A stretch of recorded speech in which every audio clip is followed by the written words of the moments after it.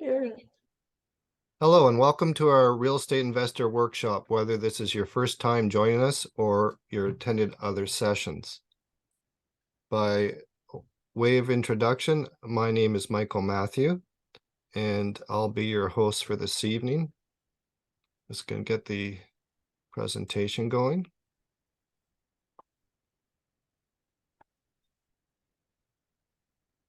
Tonight, our topic will be the wealth formula everyone needs to know.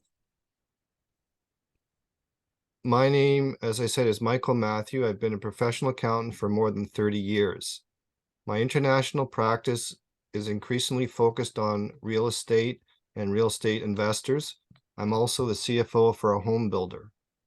Services I provide include entity structuring, setting up both in Canada and the US, operational and tax consulting, and also tax return preparation for both Canada and the US. I'm also a real estate investor.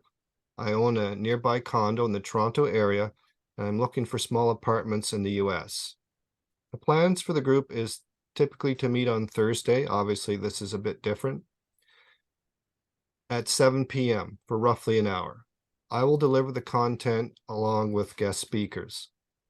We'll address various issues related to real estate investing, including additional considerations for investors with US properties, taxes, allied professionals, financing, types of real estate investments, etc.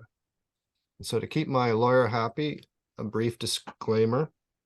None of the information in this presentation or provided through this presentation is meant as tax, accounting, or legal advice, and it shall not be relied upon as such. None of the material is to be construed as a solicitation, recommendation, or offer to buy or sell any security, product, or instrument. If you have any questions as the presentation goes on, please just unmute yourself by raising your hand electronically using the reactions button, or you can just unmute yourself and ask your question.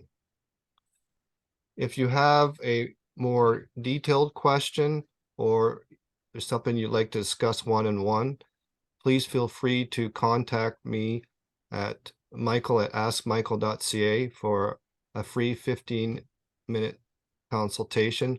We'll schedule it at a mutually convenient time. So now on to our feature presentation, the wealth formula everyone needs to know. Tonight we have a special guest speaker, Monika Jazyk. Monika is a real estate investor and wealth builder, as well as an author and the founder of RPI Education. So Monika, I believe you have a presentation ready, so please go ahead and share your screen and take it away. All right. Thank you, Michael. And thanks for having me here Sure. this evening. You failed to mention that you're our accountant for a long time, and we work very closely together.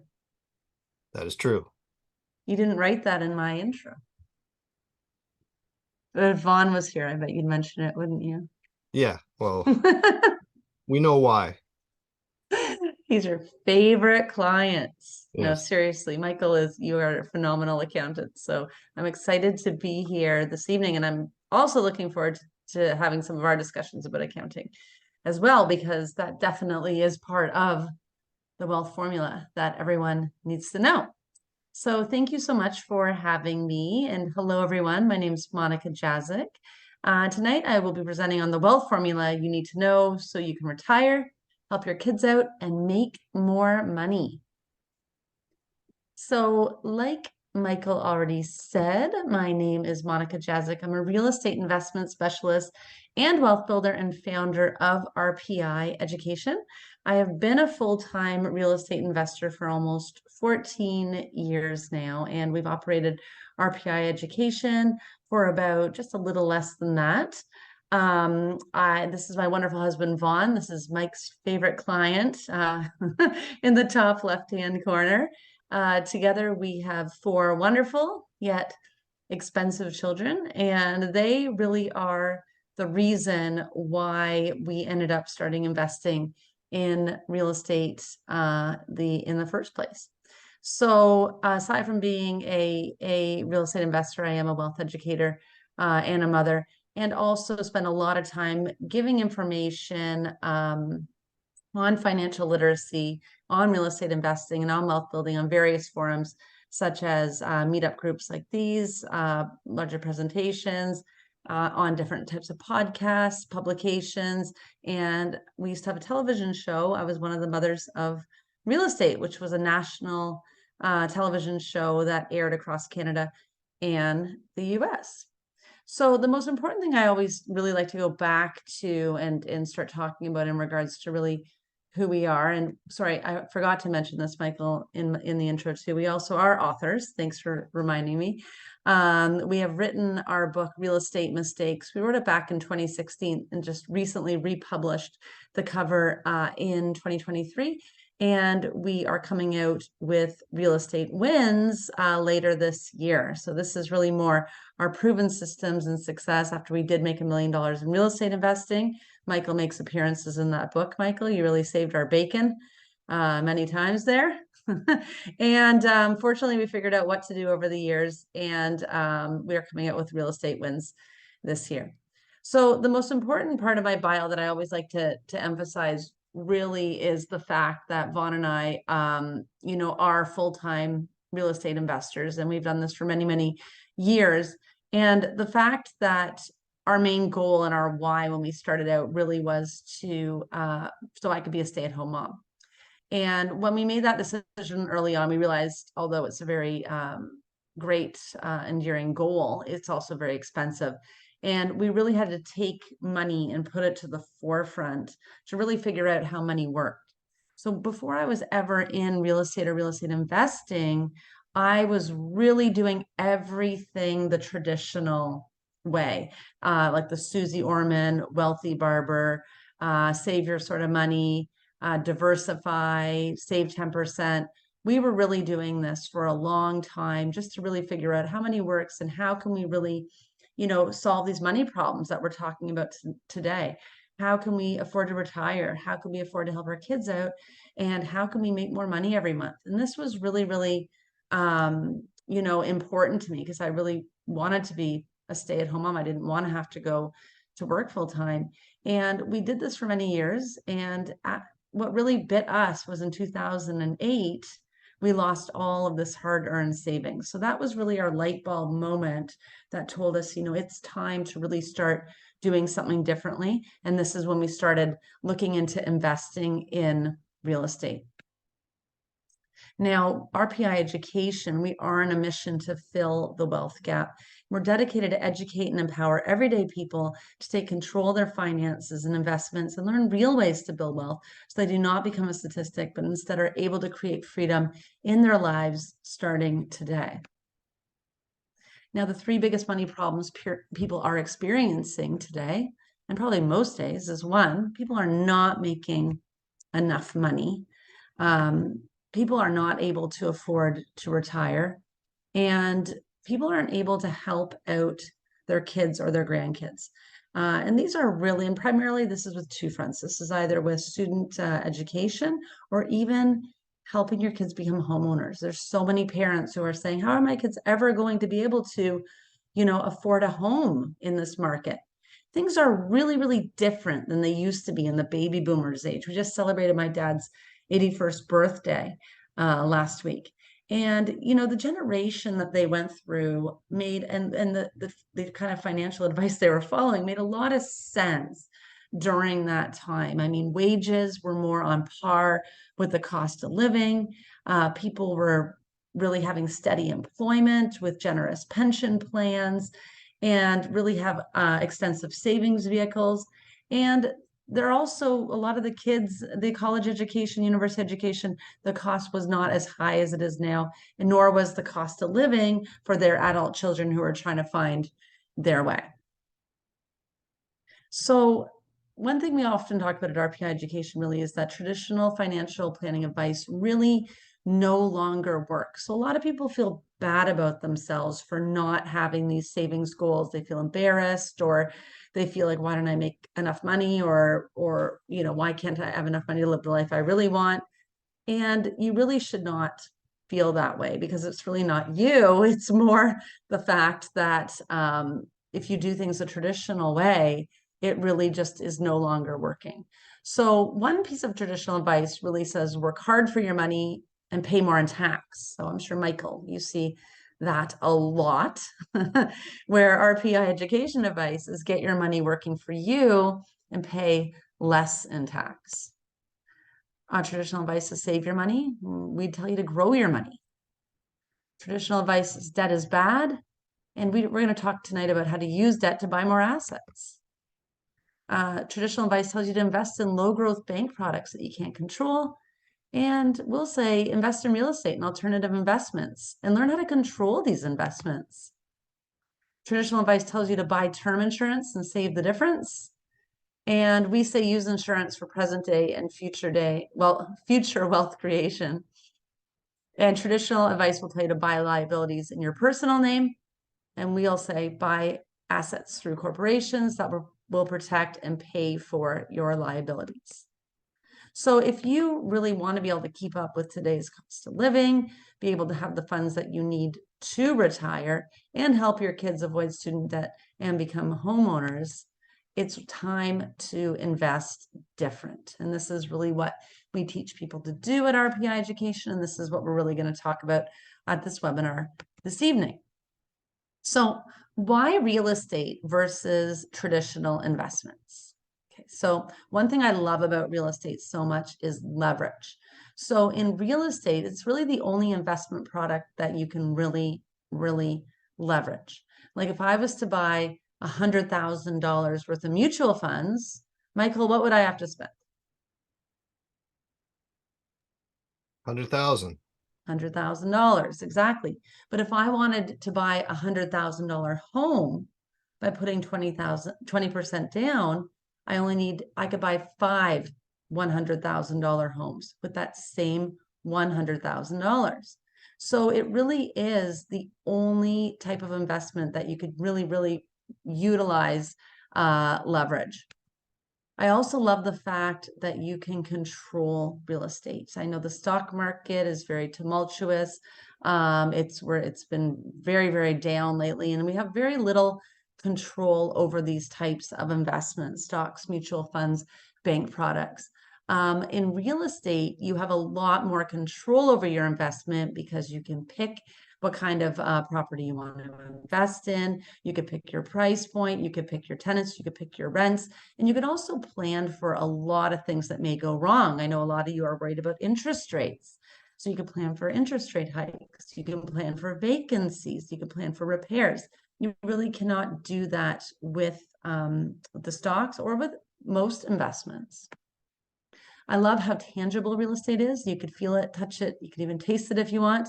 With stocks, it's just a blip on your computer screen. And even a lot of my passive investments that I have in like private equity products, it's amazing when, you know, you can even see those. We were in BC and we were driving through past some self-storage investments we have. And it's a like, wow, it actually exists. So it's really great how tangible real estate can be. And lastly, people will always need places to live. So this is like Maslow's hierarchy of needs is shelter. So as long as you have a great product, which is your property, in a great area, and there's a demand for that housing, you are always going to have clients, which really are your tenants. Because in real estate, we're kind of running a bit of a business. We need to manage our properties like we'd manage a business. So this here is a really simple real estate wealth formula of what everyone needs in their portfolio. Now, a lot of people think that to be an investor, you have to have tens of properties, 20 properties, 100 properties, and that's not the truth at all. Not everyone has to be a full-time real estate investor like we are, but everyone needs to have real estate in their portfolio if they want to be able to retire, if they want to be able to help their kids out, and if they want to make more money every month. And this simple formula is something we came up with of what we want to see all Canadians and Americans and people in the UK and Australia, because that's the areas that RPI education covers. We want everyone to have this in their portfolio, even if they have a full-time job, they're doing something totally different. This really is the new way of investing. So I'm going to briefly run through this model, and I'm going to walk you guys through some concepts. Then I'm going to revisit this model and give you some real life examples here.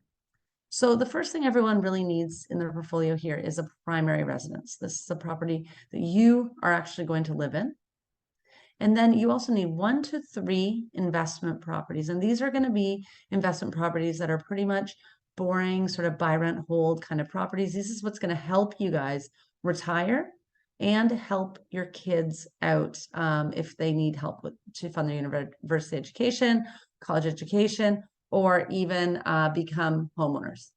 And the third property you need one property at all times that's there to serve you for cash flow purposes, because these properties and these properties are very, very different.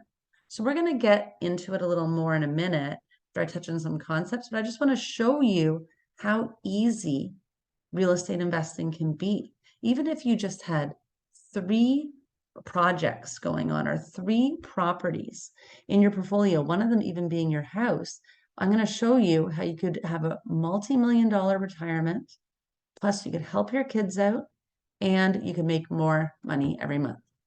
Michael, did you want to learn more about that? Does that excite you? All right. Absolutely. Okay. So we've seen how easy it is now, because real estate is such a powerful investment. You do not need to do a lot.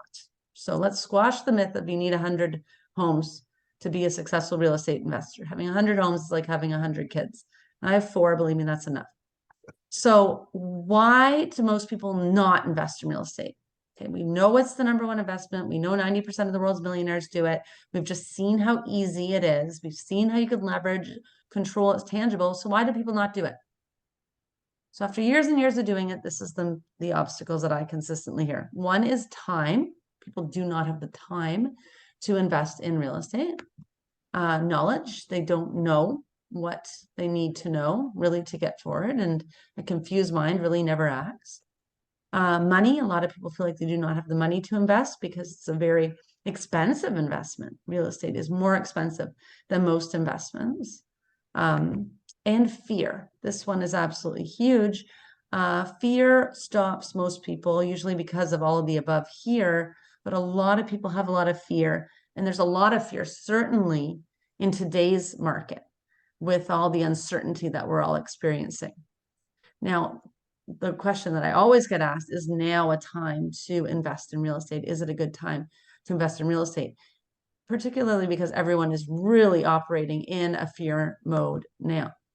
And what I'd like to tell you is there's not been a better time since 2008 to invest in real estate. And I love this slide of Warren Buffett here, who says, everyone wants to buy low and sell high until it's time to buy low. And this really is how everyone is feeling about the market now. So if we kind of backtrack to the COVID times, our market was at an all-time high. The stock market was at an all-time high. Interest rates were super low still, and people thought that this was going to go on forever. Well, they thought it was a really great time to be investing because everyone was investing. So when the cab driver tells you, ooh, it's a great time to invest in real estate, you probably know that it really is not a great time to invest in real estate. Prices on properties were sky high and people were overbidding. They were not able to have much control over their investment because they were waiving conditions and not doing home inspections.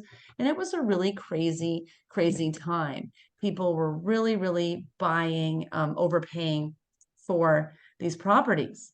Now, the interest rates, as they creeped up and the uncertainty in the economy and inflation came up, and now the stock market started not doing as well. Now, when things are kind of in a bad scenario, people even say we're in a recession or a pending recession, or we might have a housing market crash. Is it still a good time to buy because no one else is doing it? And this is really the herd mentality that people follow. And you have to realize the majority of people are the ones who are sort of following this pattern. But there is an elite group of people out there that we all allude to as the top 2%. And also I would like to say everyone who's listening to this presentation in this room, people who take the time to challenge these traditional concepts, they really know there is another way, probably another better way. And the fact of the matter is, well, 2008 was devastating for all of us. There was a select group of people that prospered during that time, and they're not evil, nefarious people or anything like that. They just simply know how money works, how financial literacy works, and are able to operate some of the concepts we're going to talk about today. And they made a lot of money in 2008 and probably 2009, 10, 11, 12, onwards and onwards, because when you understand how money works, you're able to make money in any market. So 2023 is also going to be a time where we're going to make a lot of money in real estate. And I'm hoping anyone who's watching this webinar is going to take some of these tips today and really use this time while everyone else is sitting still at the and they're on the sidelines waiting for the prices to go up again, because then that must mean it's okay that you're going to be out there buying some of these properties. Now, unfortunately, as interest rates are going high and people overpaid for these properties already, they can no longer carry these properties. And they say there's going to maybe a lot of foreclosures, there might be a lot of defaults. People are really struggling. So obviously, we don't want people to have to go into foreclosure or to get into trouble. We don't want our housing economy to crash. We're not vultures that are going to go and pick up these properties at rock bottom prices at the expense of others. But what we could do is we know how to buy homes for the right price in any market, because one of the number one secrets to real estate investing is making money when you buy. And that's the number one way to invest in real estate in any market. You always have to make money when you buy. You cannot buy fair market value. And the reason that's more important now than ever is if you could find properties in high growth markets with strong economic fundamentals and make money when you buy. So say if all the homes in this market are $500,000, you're going to pick this up for $400,000, okay? Or $350,000 maybe. That built-in equity is really what you need to get you through the next couple of years, because this situation is probably not going to change for the next couple of years. The interest rates are really going to be, I don't know if they're going to stay the same or if they're going to continue to go up, but there's been talks that they may go up substantially higher. And I'm pretty certain that they're not going to come down.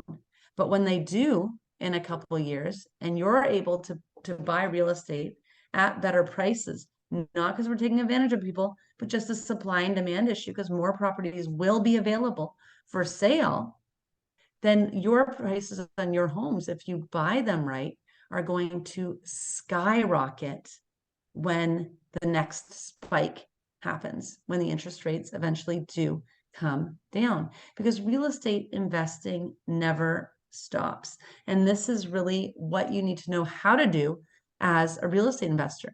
So in 2021 and 2022, when everyone else was buying everything, we sold lots of properties in our tertiary markets for prices that we knew they would never be that price again. We knew those markets were not sustainable at those prices. So that was really great. And we also used strategic leverage to get lines of credit on the assets that we did have and that we were keeping that were also overpriced, and said, hello, Mr. Banker, you're telling me my house is worth $2 million. Okay, give me $1 million line of credit.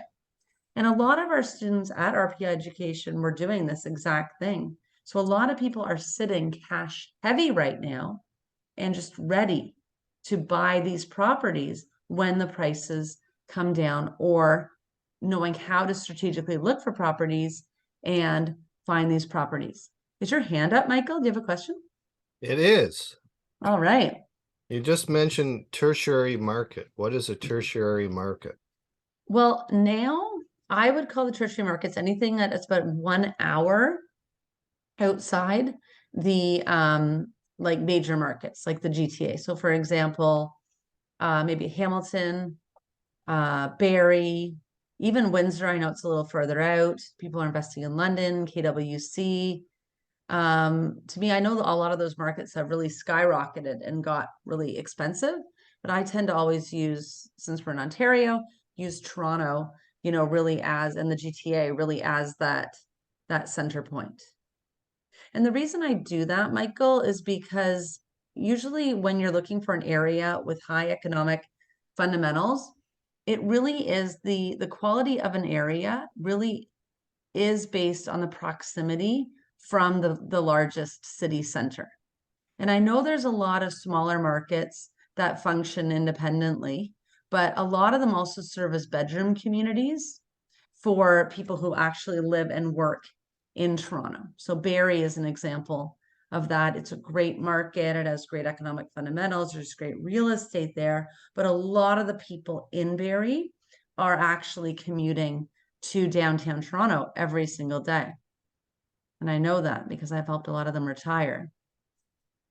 And that was their wealth goal, was to not do that anymore. So that's what we define as the tertiary markets. Did that answer your question? It did. Awesome. Okay.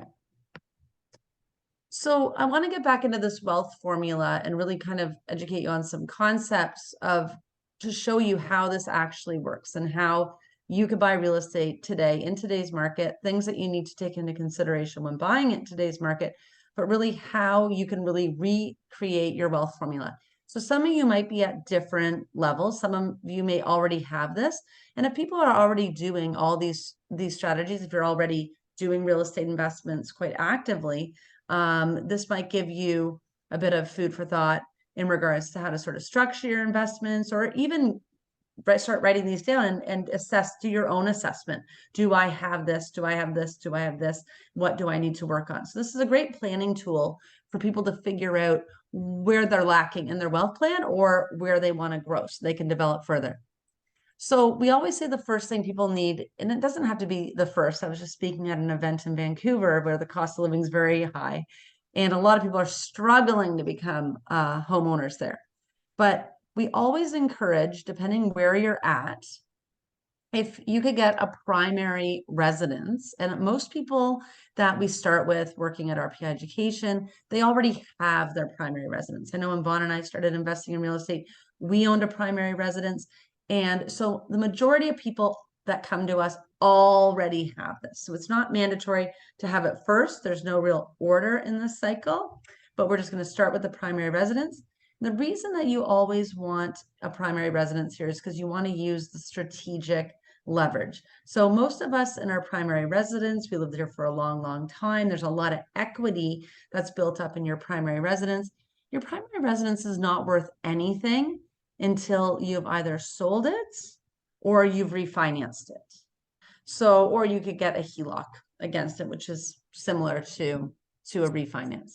So this is why the primary residence, the majority of people, this is all they have. They're counting on this for their retirement, which is a horrible thing to do because the real estate market operates in 7-year cycles.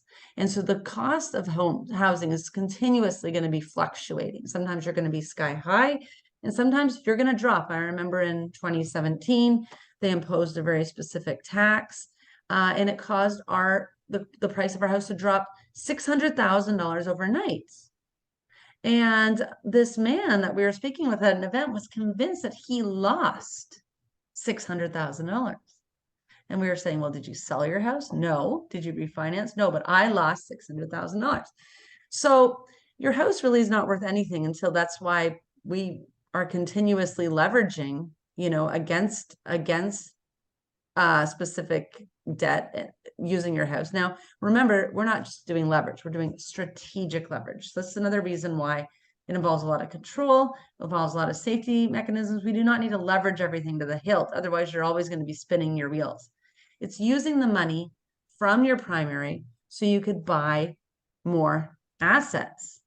Now, the first asset you're going to buy is a property to help fund your retirement. So a lot of people, they don't have any retirement savings. And some people have maybe $250,000, maybe even have $500,000 in there. And that's really, really great. But even at $1 million to retire, I mean, that really equates to only $50,000 a year.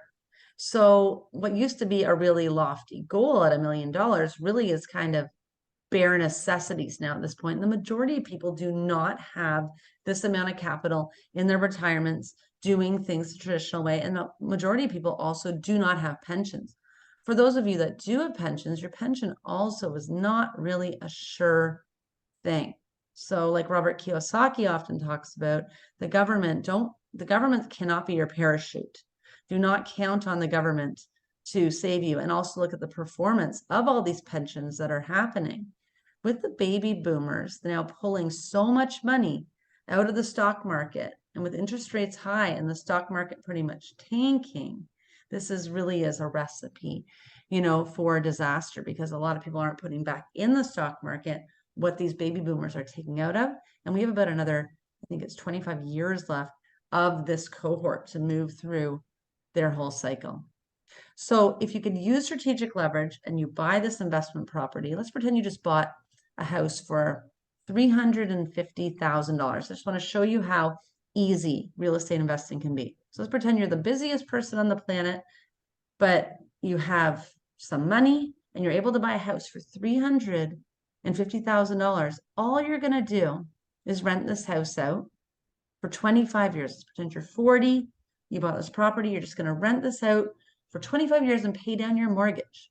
So we're not even going to do a full ROI equation. We're just going to look at a natural appreciation. We're going to plug in 5%. Okay, this is a great area. I know that appreciation is a lot more in real estate than 5%, but historic norms say 5%. So once we go back to control, if this property just goes up 5% a year for 25 years, your property is now going to be valued at $1.25 million. If you have two of those, you're going to have $2.5 million that is sitting there in your portfolio. And it just goes up. If you combine that with your primary residence, you now are a multi-millionaire. And this is just from having one property. That's how easy real estate investing can be. You just have to know how to buy it. Now, another exciting way you could increase the value in real estate investing even more is, one, we make money when we buy, but two, we add value to the property. So we're also going to take advantage of some forced appreciation. So with these, we call these BRRRR properties. You buy them, renovate, rent, refinance, and repeat, because then you could take money out of the increased value through strategic leverage from this property and buy those other two properties, which I think is super exciting. Now, something else that's really, really exciting is that same house that you got for $300,000 that's going to fund your retirement. You're also able to use this equity before you actually need it for your retirement. So let's pretend you had a child and you want to pay for this child's college education. So let's pretend the child's 8 years old. You just have this property, you're renting it out for 8 years. Around that time, when they're going to need those funds, you strategically refinance the property. You can monitor the market, control it the whole time. It's a good time to do this. You could tap into some of that equity. You could pay for their college education. You can help them out, become homeowners. You could do anything you want with that money. And it really, really gives them a head start. So normally a lot of people that we work with, they usually have 1 to 3 kids, and they like to buy a property for their child, because then you can also re-gift that at a later time as well. You can have it for your retirement, and you can also have it to give them that head start. Now, the third property that you always want to have is you need to have an investment for extra cash. So these boring buy, rent, holds, which are going to make you a multimillionaire in retirement, they will be able to pull money out and give you money for whatever you need, if it's more property or it's your kids or whatever, as the equity builds up. But they're slow growing, and it takes time to manage these. And with today's interest rates, our goal with these properties is we do not chase cheap properties. We only invest in areas with strong economic fundamentals. If you want this to work, you have to pick good properties. Do not go to low growth areas that just because the prices are cheap, because this will not work, because you need the appreciation for this to work, because it's very, very hard to get properties to cash flow this day and age, especially with these interest rates. Okay, so your goal really for now is cash flow neutral for these boring buy, rent, hold properties. Now, for the property for extra cash, this is something. Did something come in the chat, Michael? Guess how your Yes, chat going?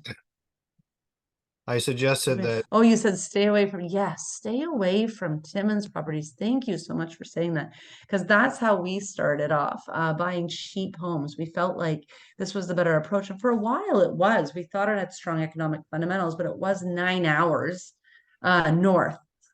And you would know, you have family there. But for the time being, it was a really great model. We were picking up $40,000 homes and renting them out for $1,000 a month. But when the government changed and all roads did not lead north anymore, we were left with a bunch of vacant properties, vacant buildings, bad tenants, bad property management. And Michael, I just sold the last of that. I had to sell a huge portfolio. I did hundreds of properties there, and I just sold the last one last year. And I picked that property. It was the very first property, or the second property we actually ever bought. And I got it for $40,000. And guess how much we sold it for? Well, you probably know because you did the accounting for it. Yeah, I don't remember. I did a lot of returns. I think it was around $52,000 or something like that. Now, we made a lot of money on that property, obviously, over the years, but just think about that, what it says for growth in terms of area. We bought this property like 13 years ago, and it was pretty much the same price. Whereas, Vaughn and I were recently driving down Markham Main Street where we live, going, oh my gosh, can you believe that building that we thought was so expensive 5 years ago for $600,000 is now $3 million? Like, this is insane. And, from that point on, I'm never gonna, if I want something, your job as an investor is to figure out how to make it work. Don't let the price dictate your investments. Your job is to really learn how to create great deals, because if you pick those right areas with those strong economic fundamentals and the proximity to the major city centers, I think is really, really huge. It's almost, I'm not ever going to say the G word, Michael, because if any of you hear the G word, this guaranteed, but it is likely, incredibly likely, very, very, very likely to consistently move up. It'd be very strange for a market to permanently stay down. So cash flow neutral for now, because you have to remember what this is going to look like. Say if you bought that property and you got it and that's valued at $500,000 and you picked that up for say 350 and you have that 150 equity there, and that property, in 4 years time, when people are clamoring over it, now it's raised up to $700,000 or $800,000, and you have all of that appreciation as well as the equity that you made when you bought, you're going to be laughing. And if the housing market goes down, you're not going to sweat it, because you know that you bought that safety measure by buying that property correctly. But the investment for cash flow is what you want to make more money. Now, a lot of people, you want to have jobs. That's great. It's easier to have jobs if you want to invest in real estate. But some people, your job leaves you as well. There's not as much job certainty as there used to be in the good old days. And right now, people are, really quite often out of work. I know we had a lot of people in our community that are in the tech field. They had huge tech layoffs. And it was really, really worrisome for some people, but it also made them more cognizant to really strengthen their real estate wealth formula, because most of the people at our PI community are working to replace their income through their investments. Not so they have to leave their job, but there's no greater freedom than going to work every day, not having to be there. So investments that you can make for extra cash, you could also do BRRRRs and live off the cash. You don't always have to consistently be using the money to buy another property. I mean, the average BRRRR should bring in between $75,000 to over $100,000 $100,000. Yes, Michael? What's a BRRRR? The buy, renovate, rent, refinance, repeat. So even after you refinance it at a 70%, because that's pretty much what's standard, you should be able to pull out between 75,000 to 150 plus $1,000. That's a lot of money. And I believe also that's kind of tax-friendly money too, isn't it, Michael? Yes, because it's a loan, it's not considered income and therefore it's not taxable to you.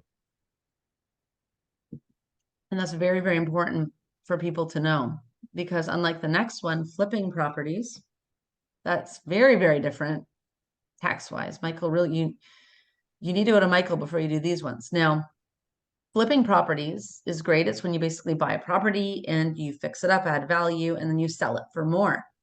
So we flip a lot of homes. I've flipped a lot of homes over the years, and I love flipping homes because an average home flip can, our rule of thumb of the amount of income that you should expect from flipping a home is if you're going to do just a quick lipstick flip in 12 weeks, pretty much start to finish, do not do it for less if you're doing it on your own for $25,000. Now, the reason I like to have that formula is if it's a good market and it's easy to do flips in that market and you're able to identify a strong market really before a lot of people are in that market and you have a really great flip strategy, then that's an extra $100,000 in your pocket a year, which is relatively easy to do. Yes, Michael.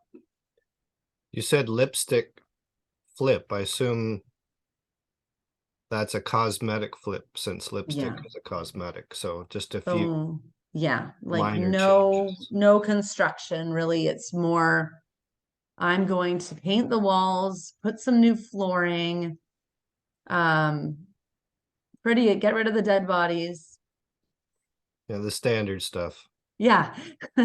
Whereas if you want to do um a larger flip, like a new development project, like we just completed in Florida, we just built 20 homes in an amazing high growth market in Florida.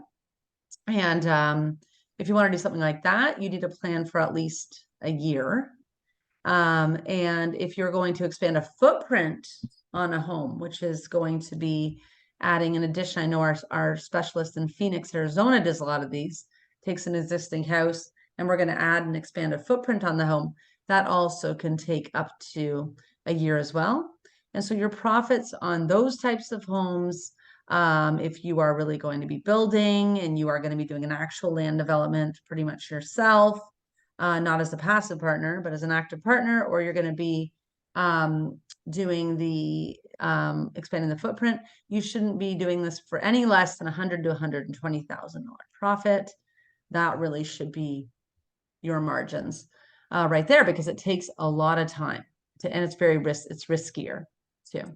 So these are the sort of things. You could also do more cash flow intense strategies on your buy rent holds as well if you want to get more cash flow. So some examples of these would be student rental properties, or you can do Airbnb and short-term rental properties.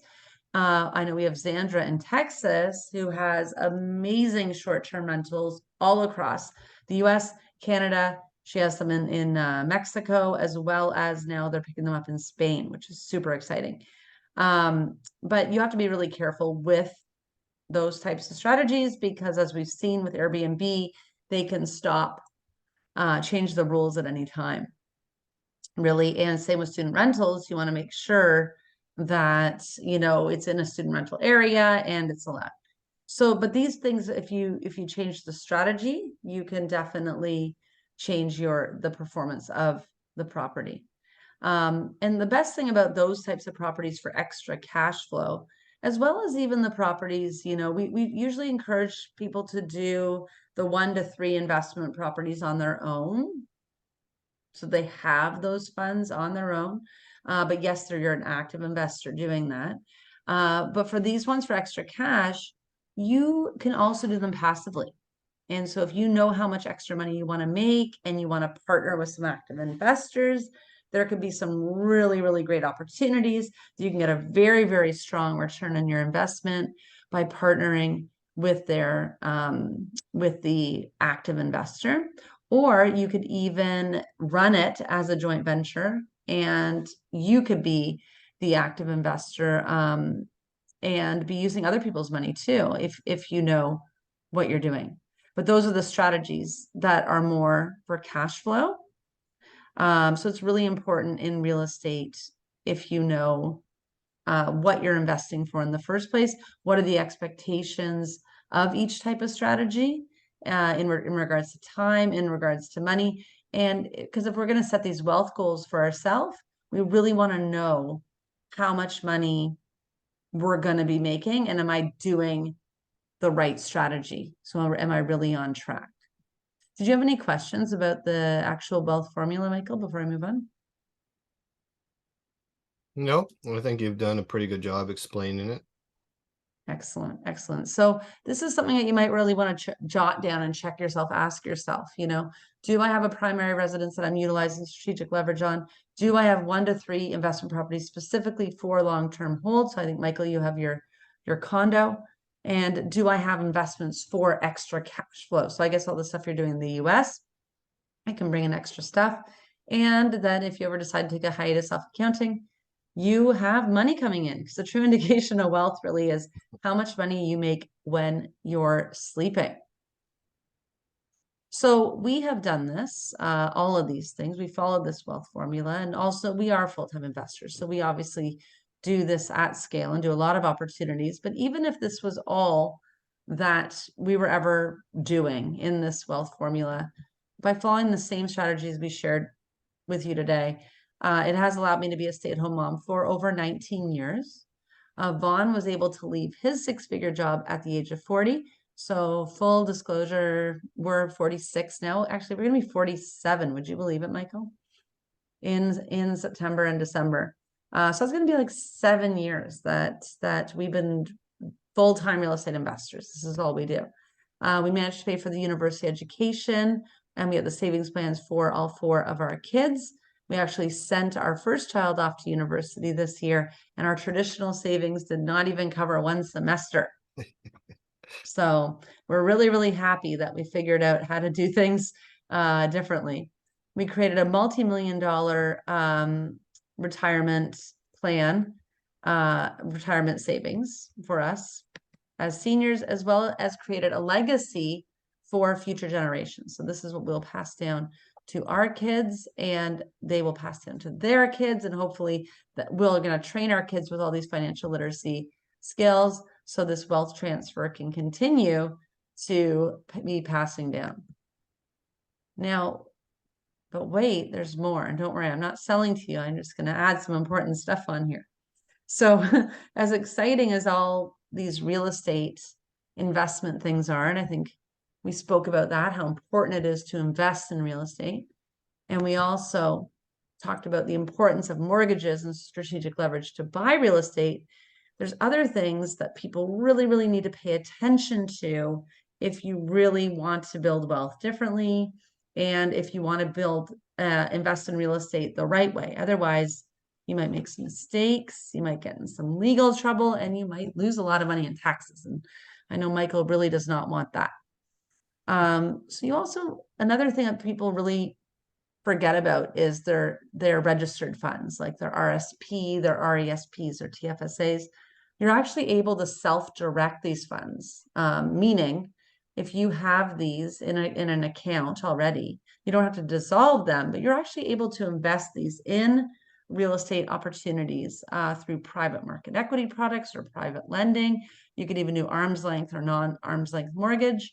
There's a lot of really great ways to own real estate and invest in real estate using this money. If you feel like you don't have money, that's one. And two, if you're looking to pull the money out of the stock market or mutual funds, or if you have a LIRA, you are allowed to self-direct these funds, which is a really cool way to add to your real estate portfolio.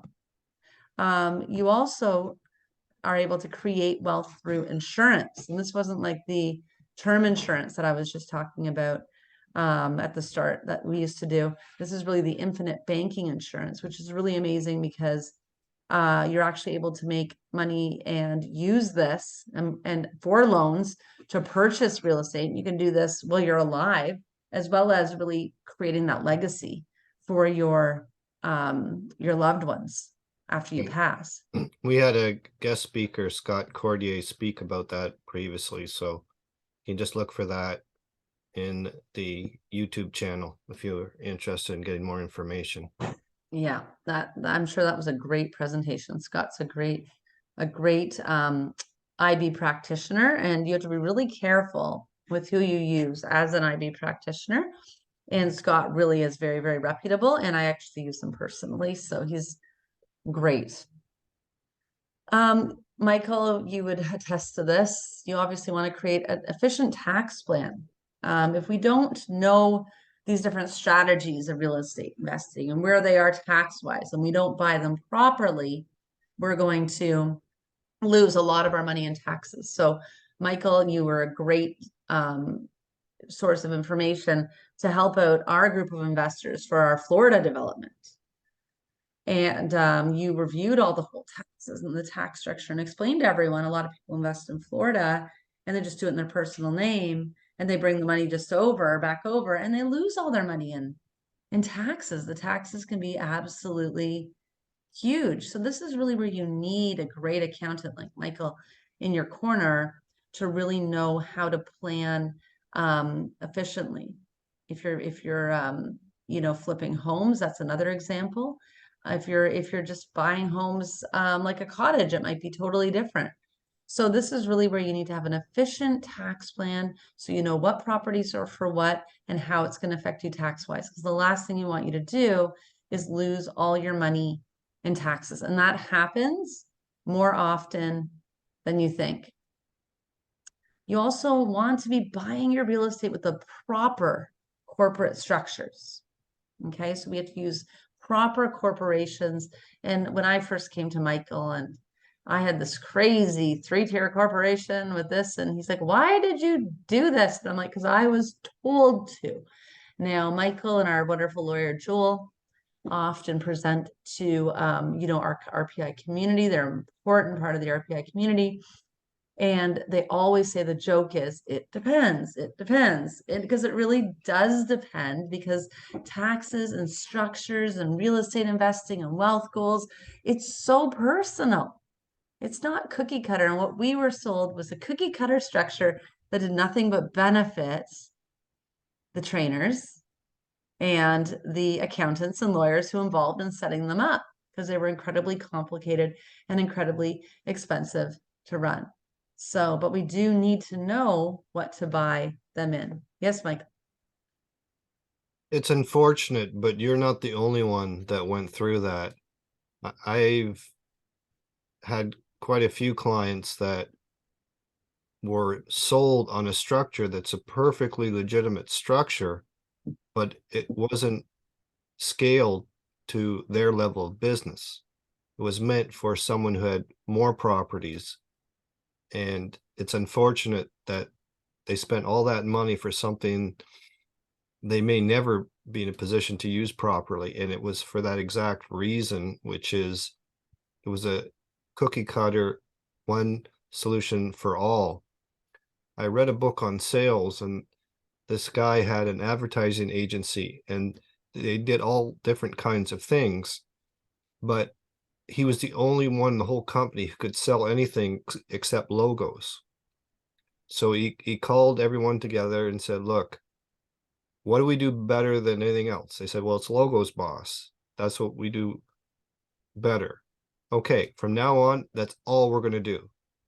And by having his people concentrate on one thing, everyone was able to sell more because they didn't have to learn all this other stuff about all this other stuff, all this information about all these other offerings that they didn't do as well, and therefore they were not as confident in, and they weren't as knowledgeable. And he was able to basically retire from the business because now he had salespeople who could sell at his level.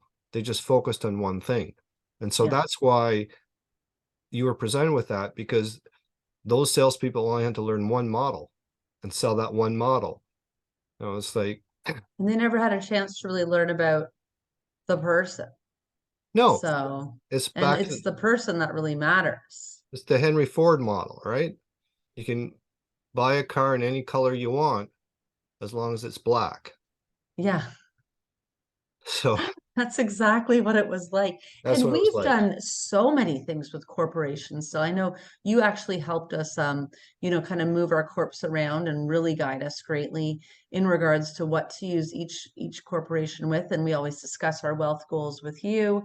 You show us how to move things. But even with the US, we just opened up, I think it was another 3 corps that you helped us. And now as we continue to expand our holdings over there, you will continue to show us what we need, but you knew in advance what we are doing in the future as well. And I loved how you communicated with the investors as well, who are also in the US. And you're like, okay, like, are you planning on doing more investments here? And they're like, yeah. And maybe in the state. Okay, well, then the best way to do it is probably do this. But expect you might have to do this down the road, but maybe not. We can figure this out. And I thought that was just really a great way when you're actually invested in the people, and they could set up the proper structures, they could do them correctly, but they're actually required and they're going to be used. I think that's really important. Yeah, my philosophy is basically have your structure only as complicated as is necessary. And for most of the people with that other model you're talking about, it wasn't necessary. No. It was overly complicated. It was something they didn't need, something they may never need.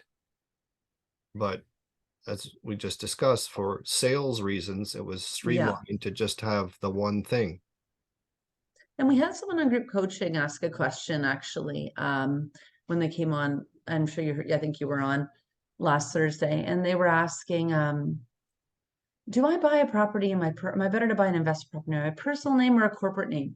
And like we always said, it turns out when you look at that real estate wealth model, your house, like your primary residence, to buy that in your personal name, if you don't own a primary already, could be a really great idea, just because the amount of mortgage products available, different down payment criteria. If you feel like you don't have any money, you could have a lot of wiggle room in buying a primary residence, not your dream house, but kind of getting into the investment world through a primary. And so you can create that leverage, as well as eventually move on and maybe turn it into an investment and do whatever. But we told them if it's for investment purposes, then you are best to always do it in a corporate name, because we're running this as a business. So a lot of people will hear, oh, it doesn't matter if you're only planning on to have this or that or this or that. It really, where we want to get people going is even if you have those 1 to 3 investment properties and you hold those sort of in a real estate holding company, they are a lot more protected, and you can have a lot more control over the taxes and sort of what you do with them when they're held in those corps, rather than if they're linked to your personal name, all that income is going to be tacked onto your personal income. And if you're a high income earner, then this is when your results can end up being null. So that definitely is important to buy in the proper corporate structures. And lastly, how to really kind of create that estate planning. Now, this also has to do, as you're buying these things, even if you bought your house, your investment property, and your property for cash flow. Once again, I'm telling you, this is like a multi-million-dollar portfolio right there. This is a less is more strategy. You got to protect that wealth, and now you actually have some money to pass down. Most people, it's very expensive to die. Most people have to end up paying out when they die, and they don't have anything to pass down. Dying is probably one of the most expensive things that you could do. So imagine being able to actually leave some sort of inheritance or some sort of legacy. And this is really also when you're doing your estate planning and you're buying your properties in the proper corporations, you're handing all this down, your insurance policy is bought a very specific way. These are the things that your lawyer and your accountant are going to work together and help you create and decide, okay, like, do I need to form a trust, or am I okay just to do a standard corporation, or what kind of will do I need to show how I want this wealth distributed? Because there is tremendous wealth that's not only created through the real estate, but also through the insurance. And we actually love building wealth through insurance, because at that point, we're saying you're not buying your net worth, you're actually building your net worth, which is really, really, really exciting.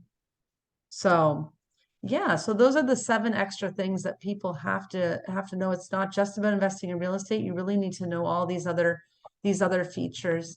And because most people, they never get wealthy simply because they're not trained to recognize these opportunities right in front of them. And the rich, otherwise the top 2%, they learn to recognize the opportunities right in front of them. They're ready to prosper in 2023. They know how to move their money and how money works and how to navigate these tricky interest rates and market conditions. Like, and we want you guys to all know how to do that as well. And so that's why at RPI Education, one thing we're really kind of promoting in our community is to give people the information that they need for the 7 keys to building wealth, like the top 2%. And this is a program that we created on Teachable. And I think Michael's seen a lot of these. Michael, you're actually in a lot of these webinars too, and these training sessions as well.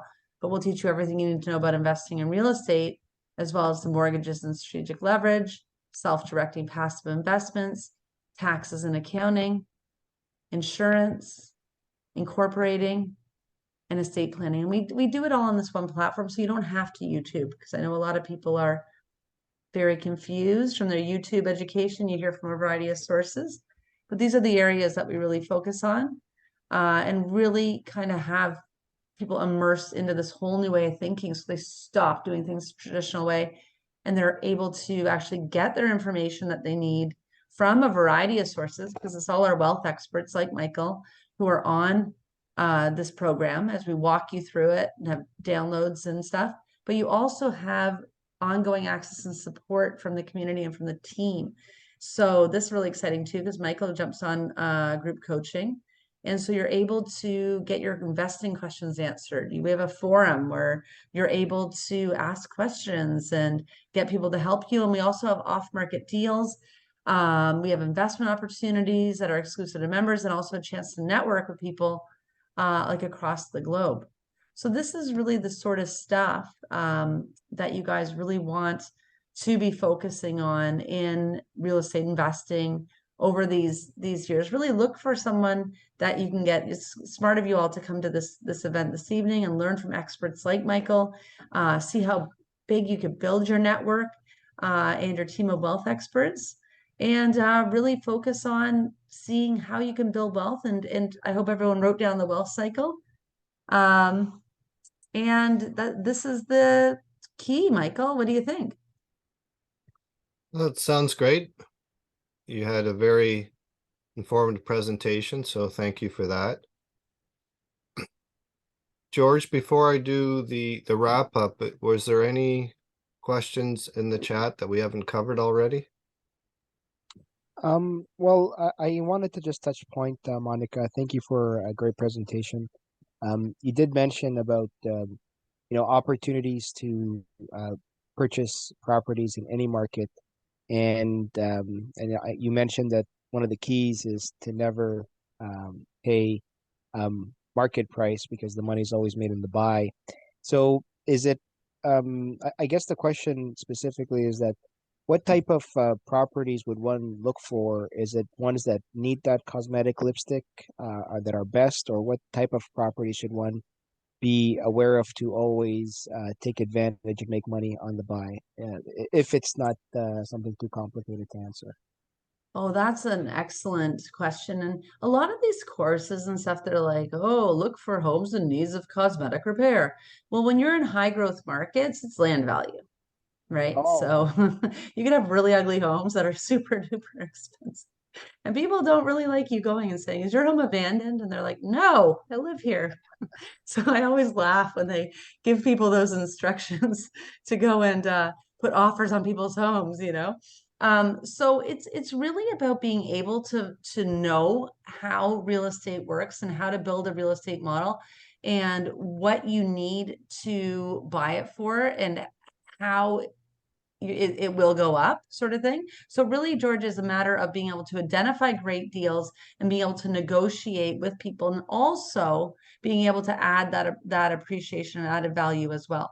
So each area that people are looking to invest in, we train them to be really, really familiar with the deals and what the price of things are in that area, and then how to really search for properties that are available and know what they need to put in to establish those parameters to really ensure that they get a great deal. And so one thing that we've been looking for a lot lately, here's some examples of properties that we found below fair market value. If you guys want live examples, we just bought a property in downtown Toronto, 612 square feet, older building. It was in need of cosmetic thing, but that wasn't the real reason. Because we had access to our Toronto specialist and they give us deals before they hit the board. We obtained this property, which had an appraisal of $650,000. We got it for $474,000. So that's an example of making a lot of money when you buy, and nothing was really wrong with the property. We put $12,000 into it, and then we just had it refinanced. 3 months later, the appraisal actually came in lower than what the actual value was at, because appraisals are conservative. That's something else people have to pull out. But in 3 months, we pulled out $72,000 and still hold the asset at a low mortgage and are getting ready to redo the refinance. As soon as it gets to that 650 mark, pull that same amount of money out again. So we were at zero money in the investment, and it's downtown Toronto, right by St. Mike's Hospital. And it's an absolute gorgeous, gorgeous, fabulous condo. So that's an example. We bought another one, an actual duplex in Markham, right off Markham Main Street, that's operating as two 30-day executive rentals now. We got that for $802,000. We got that in 2022, and the ARV on that is 1.1 million. And I was actually, George, joking when I put in that offer, because originally they wanted 900 and something, and I would have paid that. And I did this as a joke, and he accepted it. It was great. So sometimes you just flat luck out. Another property that we were bid on in Markham that we closed last August that we flipped, we got that property for $771,000. Like I said, the ARV was just over $1 million. That needed a lot of work, but we were able to turn that property and flip that property. Unfortunately, that property we're going to have to end up buying it out because it's not really a flip market now, and things have slowed down in that regards too. But thank God we ended up getting it for $771,000. If it wasn't for that built-in equity, we would have lost our shirts for sure. And this is why I love real estate so much, because you can actually control your investment. We also got a property in Calgary for $200,000, which we're now refinancing for, I think it's $320,000.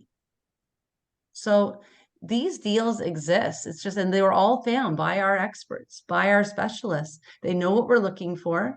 We have these models that we're looking for. And one model that we're particularly keen on doing in these high growth areas are conversion models, where we actually take a single family home, add a basement suite and a possible ADU, and then provide housing for people, because we're in such a need for housing. And that is really another way to elevate the value of the property even more. Did that answer your question? Yes, thank you. That's fantastic. I guess it comes down to having specific criteria or a formula, and having the team or real estate professionals to find those key deals, and obviously to move quick when they do show up. Seems like. Well, they really do. That's why most of the stuff's off market too. Yeah, and just that last point you mentioned with regards to, increasing and adding a basement and whatever it may be. That's also interesting strategy. I think you actually, in 2019 at the event, there was somebody talking about at your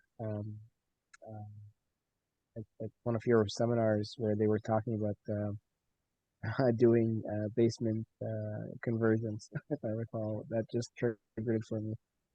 Yes. No, we've been doing that for a long time. And because that was an example of how, and we've been doing the basement conversions in even in a lot of the tertiary markets for years now. I'm talking about like 7, 8, 9 years. Because as the prices increase in the area, you have to change your real estate model. So rather than changing your area, change your model. Right. And so we were doing like single family homes with basement conversions, and then had to switch to triplexes to fiveplexes even. It was crazy. Then eventually at one point when the prices went so high, we had to switch to new areas outside the tertiary market. So from Hamilton, we had to go to St. Catharines. From Barrie, we had to go to Aurelia, and kind of get even farther and do the same strategies out there. So it's really important in real estate investing to really, that's another unique thing that we do at RPI Education, is we're not just cookie cutter trainers who you know, just sell courses or whatever. We do have real estate education, but we have a community that really focuses on application, and you have access to amazing experts like, say, Michael. So when you have a tax question, he's there on group coaching, or you can write it in a forum and be like, hey, like, or what is that? If people are consistently posting a lot of these off-market deals in the forums, and it's not like Bigger Pockets where it's a free-for-all wild west. Right. Right. We know who everyone is, everyone knows who everyone is. So this isn't just like some random Facebook page that anyone could get into. Everything has to be vetted before people you know, are able to push their properties. And our specialists know us so well. They know what the exact criteria is, because we work with them to build out these amazing models in their areas, to figure out what is the best and highest use now. Because we've been in a lot of these markets for 10 plus years, and we've had to change as the market changed. And the flip house that's sitting right now, I never would have bought that house if it didn't already have a basement suite with a kitchen and a bathroom. And I knew, and I told our investors, if this property does not sell, all we do is put up one wall, and now we have a duplex. And we're actually looking at getting a container home with balance containers and adding a third unit in the back. So we'll have 3 units in a high growth area. And on behind us, they're building brand new townhomes starting at $1.4 million. So we know we're in a good area for sure. Any other questions, George? No, I'm good. Thank you, Monica. You're very helpful. Awesome. Excellent. All right, that's great.